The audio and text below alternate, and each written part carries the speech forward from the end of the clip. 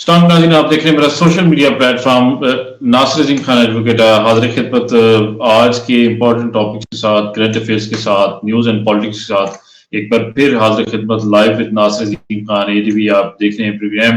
میرے ساتھ موجود ہے احمد خطاب بٹو صاحب، جو کہ اینکر پرسن بھی ہیں، پولیٹیکل اینالسٹ کے طور پہ بھی مختلف سکرینز پہ آپ انہیں دیکھتے ہیں.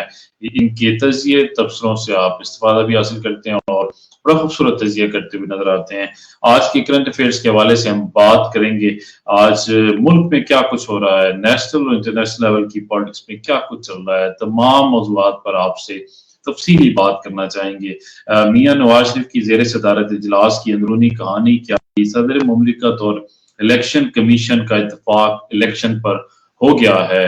اس کے ساتھ ساتھ اسرائیل کی بربریت جاری، عدالت کی چیئرمین PTI کو واٹس ایپ پر بات کرانے کی اجازت دی گئی.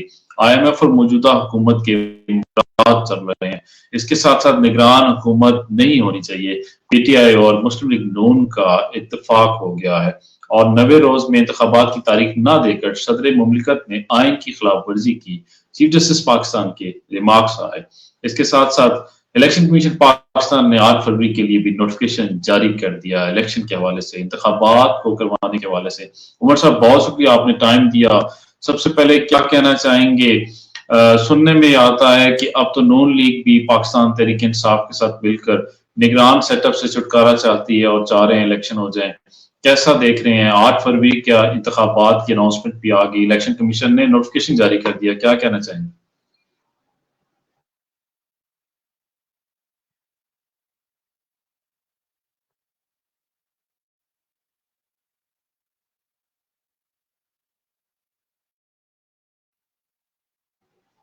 جی ناصر صاحب.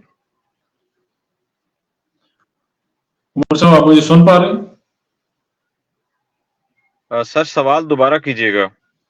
جی میں یہ عرض کر رہا ہوں کہ الیکشن کمیشن نے نوٹیفیکیشن بھی جاری کر دیا انتخابات کے حوالے سے. مسلم لیگ نون بھی ڈیسپریٹ نظر آتی ہے الیکشن کے حوالے سے. سننے میں آیا ہے کہ علی ظفر اور مسلم لیگ نون کے ایک سینیٹر کی ملاقات بھی ہوئی، جس میں یہ طے پایا کہ بالکل یہ جو نگران سیٹ اپ ہے اس سے چھٹکارا حاصل کرنا چاہیے. کیا کہنا چاہیں گے؟ الیکشن کی تاریخ کا اعلان بھی ہو گیا اور تمام جماعتیں بھی اب چاہتی ہیں الیکشن ہو جائیں، کیا کہیں گے اس حوالے سے؟ جی بہت شکریہ. سب سے پہلے تو آپ نے مجھے انوائٹ کیا. دوسری بات یہ ہے کہ جو الیکشن کی تاریخ جو ہے خوشائند ہے اور بڑی ایک سمجھ لیں کہ خوشی کی لہر ہے تمام پارٹیز میں، مسلم لیگ نون کے علاوہ. اور جہاں تک ہے چیئرمین PTI کی، جب وہ یہی مطالبہ کرتے ہیں کہ جلد سے جلد الیکشن کروائے جائیں، تو بعد میں بھی دیکھا کہ اور اس کے بعد نگران سیٹ اپ جو ہے ہم نے دیکھا کہ وہ نگران سیٹ اپ جو ہے برائے نام تھا، لیکن وہ فیسیلیٹیٹ کر رہا تھا مسلم لیگ نون کو.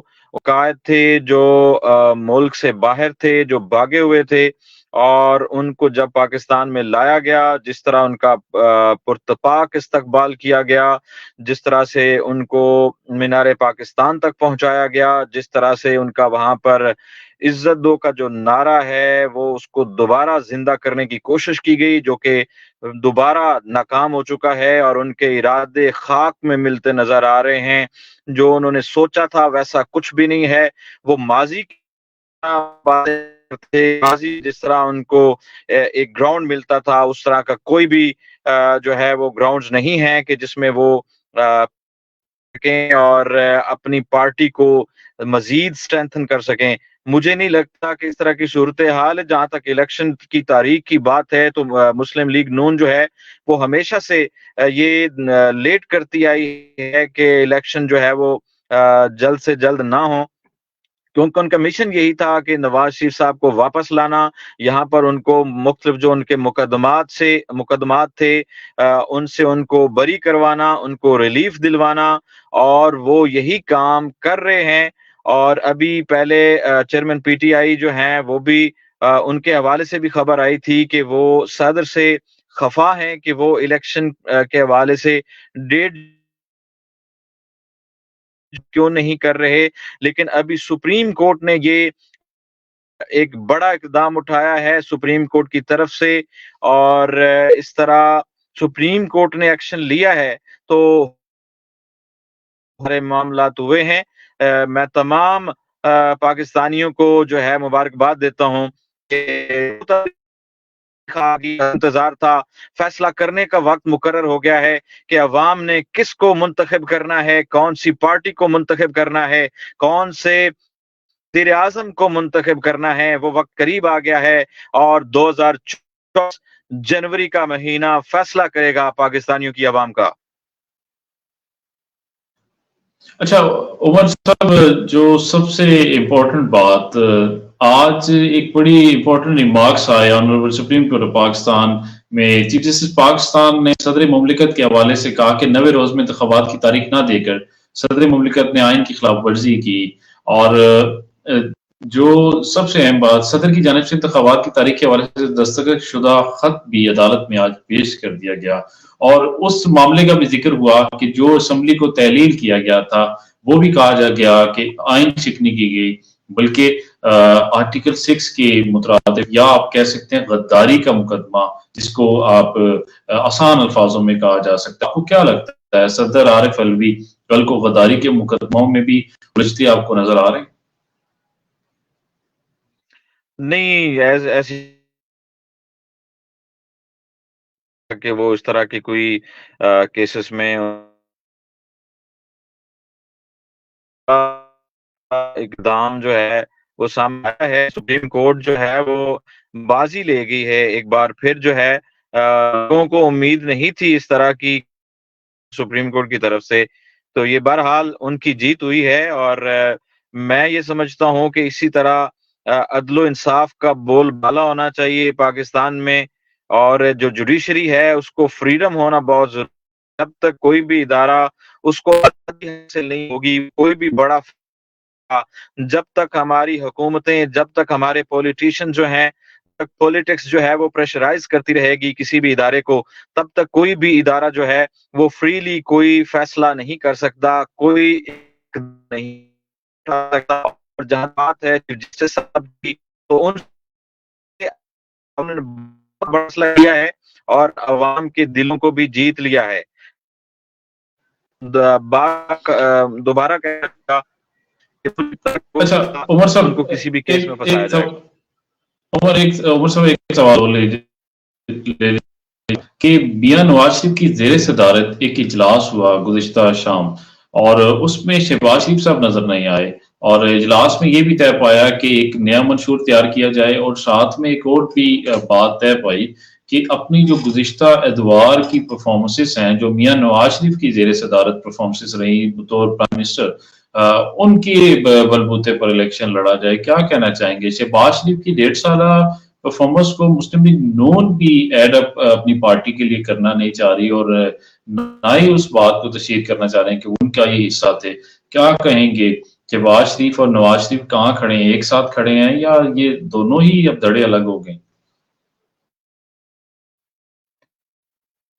دیکھیں، جب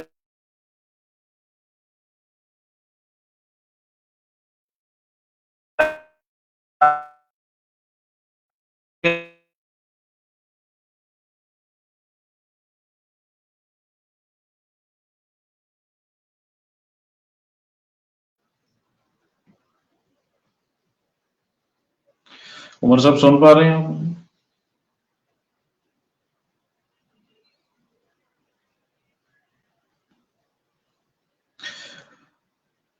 عمر خطاب بٹو صاحب اس وقت پنجاب کے کسی شہر میں ایمرجنسی کے طور پہ موجود تھے، اور ہمارے ساتھ لائیو آئے ہوئے تھے، اور اپنی گاڑی سے ہی بات کر رہے تھے اور تجزیہ دینے کی کوشش کر رہے تھے، لیکن کنیکٹیوٹی کا ایشو آ رہا ہے، اور آئی تھنک اگر تو کنیکشن بحال ہو جاتا ہے تو ضرور ان کی بات سنتے ہیں، ادروائز ہم پروگرام کو اختتام کی جانب لے کے جائیں گے، اور ان شاء اللہ تعالیٰ امید کریں گے عمر خطاب بٹو صاحب ایک دوبارہ ہمارے ساتھ پروگرام میں شامل بھی ہوں گے۔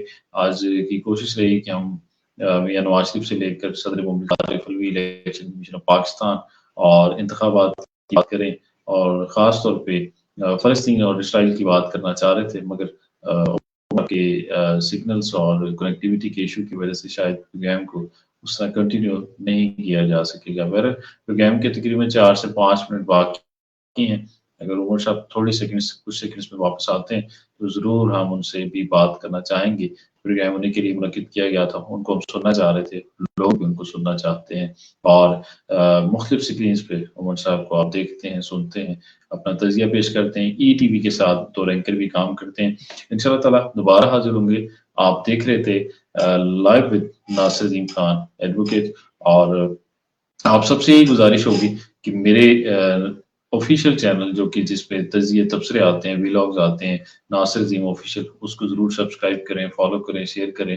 اور اس پیج کو بھی جیسے آج سے پہلے بھی آپ نے 20,000 فالوورز کمپلیٹ کروائے, تو آئندہ بھی مجھے فالو کریں, شیئر کریں, لائک کریں, تاکہ آپ میرا ساتھ دیں, میں آپ کی آواز بن سکوں, اور آپ کی ہی مدد سے انشاءاللہ تعالی ہم گرو کر سکیں گے, اور آپ کے لیے, آپ کی خاطر اور آپ کی ہی بات کرتے ہوئے نظر آئیں گے. انشاءاللہ تعالی دوبارہ حضور ہوں گے. کشمیر سے لے کر فلسطین تک نیشنل اور انٹرنیشنل پالیٹکس, ملک میں کیا کچھ ہو رہا ہے, مہنگائی اور دیگر صورتحال پر ہم کریں گے بات اپنے شو. پارلیمنٹ سے لے کر